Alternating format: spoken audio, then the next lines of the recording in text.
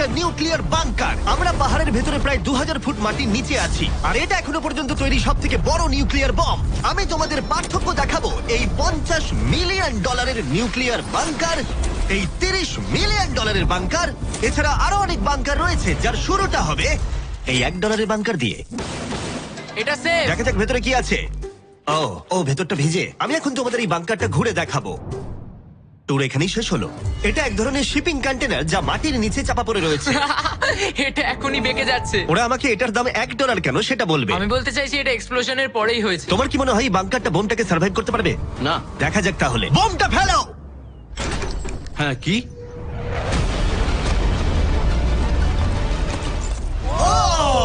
এই বাংকারটা পুরো ধ্বংস হয়ে গেল। পরেরটা গিয়ে দেখা যাক। পরেরটা হলো $1 মিলিয়ন বাংকার, যেটা বানানো হয়েছে মিসাইল শুট করবার জন্য এবং মাটির নিচে নিউক্লিয়ার মহাবিপর্যয়ের হাত থেকে বাঁচার জন্য। কিন্তু ভেতরে কি করে যাওয়া যাবে?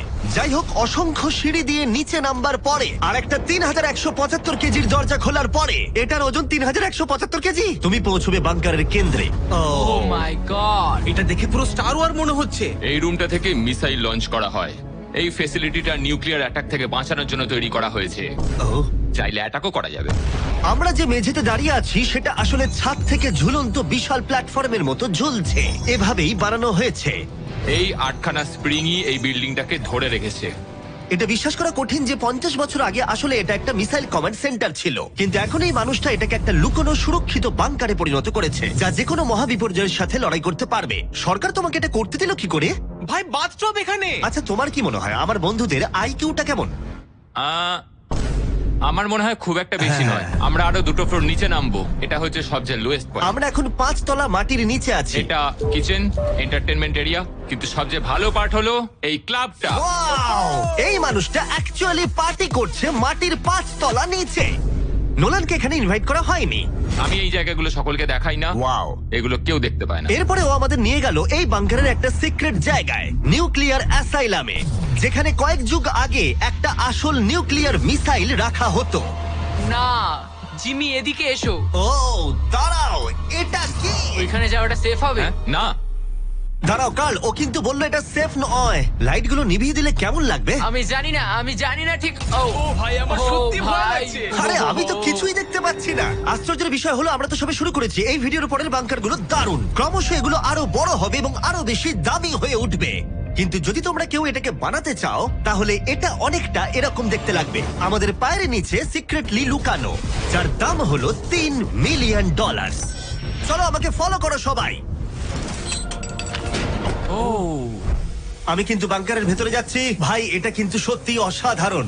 ওয়াও, এটা তো দারুণ। নিরাপত্তার জন্য তোমার উপরে প্রায় 1 মিটার কংক্রিট তৈরি করা হয়েছে। এই সেফ হাউস ছাড়াও আমার একটা মিউজিয়াম আছে, যার মাধ্যমে আমি ইউটিউবে ক্রিয়েশন করে থাকি। যদি তোমাদের মনে হয় এই বাংকারের দাম কেন $3 মিলিয়ন, তাহলে বলি সেটা হলো এই ইউটিউবারের অদ্ভুত এবং বিপজ্জনক অস্ত্রের সংগ্রহের জন্য। এটা একটা ব্যাকপ্যাক ফ্লেম থ্রোয়ার। এই লোকটাকে দেখতে অনেকটা আসল টনি স্টার্কের মতো। এর কবজিতে লাগানো রকেট লঞ্চারটা দেখো, এটা দিয়ে ছুরি বেরোয় এবং এটার মধ্যে ট্রেজার আছে। আর চেন সহ একটা মেশিন গান। ও মাই গড, এটা দারুণ। বাংকারের যেন কোনো ক্ষতি না হয়। ও আগুনের কথা আগেই বলেছিল, তাই ও ভাই। ও গড, দাঁড়াও, আমরা কিন্তু বাংকারের ভেতর আছি। তুমি এদিকে এসো। ঠিক আছে। এবার দেখো। ও মাই গড, আমি কিন্তু জানি না এটা কতটা সেফ। এটা তো ভয়ঙ্কর। তুমি তো ভাই বাংকারটাকে পুড়িয়ে ফেলবে। তুমি কি চেষ্টা করবে? হ্যাঁ, ও মাই গড। এটা অসাধারণ। এই মানুষটা সত্যিই দারুণ। এই বাংকারে ডাকাতি করার মতো কিছুই নেই। এটা শুধু একটা বাংকার নয়, এর মধ্যে আরেকটা রুম আছে। ও, তার মানে কি? আমার মনে হয়েছিল এই মানুষটা গর্ত খুঁড়তে ভালোবাসে। ও একটা আসল আন্ডারগ্রাউন্ড টানেলিং সিস্টেম বানিয়ে ফেলতে পারে। ওয়াও, এটা তো আগের বাংকারের থেকে অনেকটাই বেশি বড়। আর ও একটা ভয়ঙ্কর আবিষ্কার করেছে যেটা আমাদের এখানে সুরক্ষিত রাখবে যদি বিপদ আসে। আমি এখান থেকে বেরিয়ে যাচ্ছি। প্রথমে ও আমাদের একটা ক্যানন দেখালো, যেটা যেকোনো জিনিসকে গোলা বারুদে পরিণত করে। আমাদের কাছে এখন ব্রেড রোল আছে। আমি চালাচ্ছি তাহলে। ঠিক আছে, করো। হ্যাঁ, আমি করছি। তাড়াতাড়ি করো। ঠিক আছে, চলো কি বলছো তাহলে? ভয় করছে। যেকোনো মুহূর্তে আমি শুট মারছি। করতে পারে। ভাই মারো। শুট। ও এটা অসাধারণ। একটা পুরো টয়লেট রোল।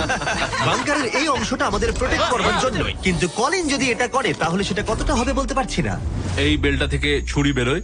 আমার কাছাকাছি দাঁড়িও না। ও ও ভাই, ও মাই গড, বিশেষ করে ও এটা শুরু করবার পরে। আচ্ছা, তোমার হাত থেকে কখনো ছুরি পড়ে গেছে?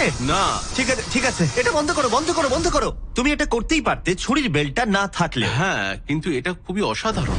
আচ্ছা জিমি, এবার তুমি এটা দেখো। এটা একটা ফ্রিজার ওয়েভ, মাইক্রোওয়েভের থেকে একদমই উল্টো। আমরা কিছু ফেস্টিভ্যাল নিয়ে নেবো এবং এখানে আমরা স্প্রে করব। এই দেখো। কি? ওয়াও, ও অপেক্ষা করছিল কিভাবে ফেস্টিভ্যাল স্কার্ফস এতে তৈরি হয় সেটা দেখানোর জন্য। হয়ে গেছে, আশা করি তোমার দেখে ভালো লাগবে। ওয়াও, ও মাই গড, ফ্রোজেন ফেস্টিভ্যালস। এটা দারুণ, তাই না? হ্যাঁ হ্যাঁ, সত্যি।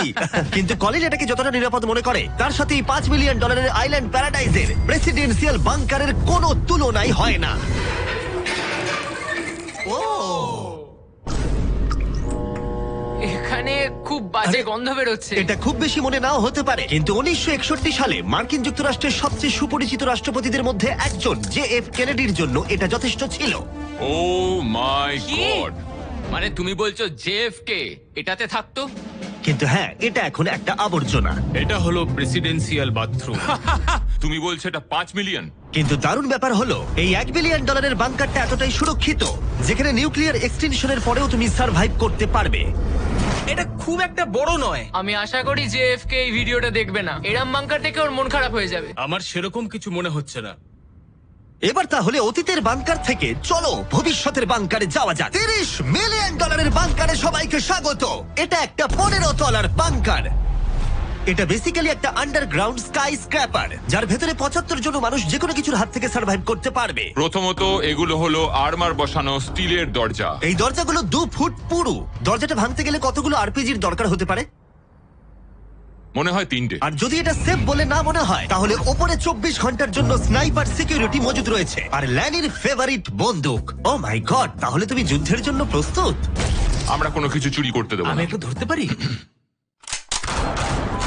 এই বাংকার একটা নিজস্ব ইনডোর শুটিং রেঞ্জও আছে। এটা অসাধারণ। হয়তো এগুলো অতিরিক্ত, কিন্তু যদি পৃথিবীর শেষ মুহূর্ত চলে আসে, তাহলে এখানে কে থাকতে চাইবে না? এই বাংকার একটা হসপিটাল আছে, একটা এক্সাম রুম, একটা ডেন্টিস্ট অফিস, একটা ফার্মেসি, আর এটা একটা জেল। 15টা লাক্সারি অ্যাপার্টমেন্ট, যেগুলো আমরা আগেও দেখেছি।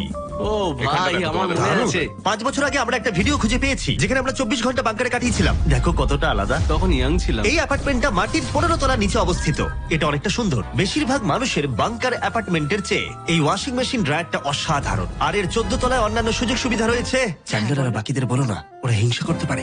আমি তোমাকে এর মতো একটা কিনে এই দেবো। জিমি, আমি হ্যাঁ, বলো। ওদিকটা দেখলাম, Hey. ওদিকটা একই। বেশ হ্যাঁ, ভালো। তোমরা একটু ওদিকটা ঘুরে আচ্ছা, আমি এসো। এই ঘরটা নেবো? ওদিকটা একটু চেক করে হ্যাঁ, দেখার ঠিক আছে, দরকার ঠিক আছে, আমি আছে। যাচ্ছি।